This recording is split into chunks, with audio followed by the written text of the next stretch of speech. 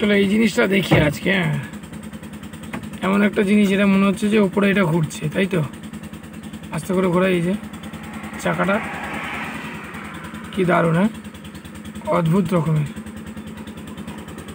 তাই না? আসলে ব্যাপারটা কি দেখি। আসলে ব্যাপারটা হচ্ছে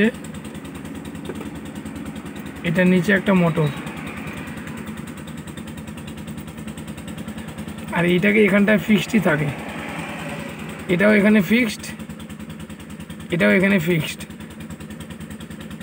শুধুমাত্র চোখের কারণে এরকম দেখায় যে এইটা ঘুরছে, আসলে এটা ঘোরে না, শুধু নিচেরটাই ঘোরে।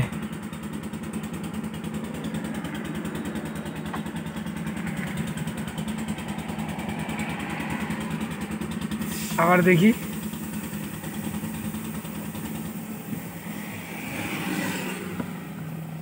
আসলে এখানে এটা ফিক্সড আর এখানে এটা ফিক্সড।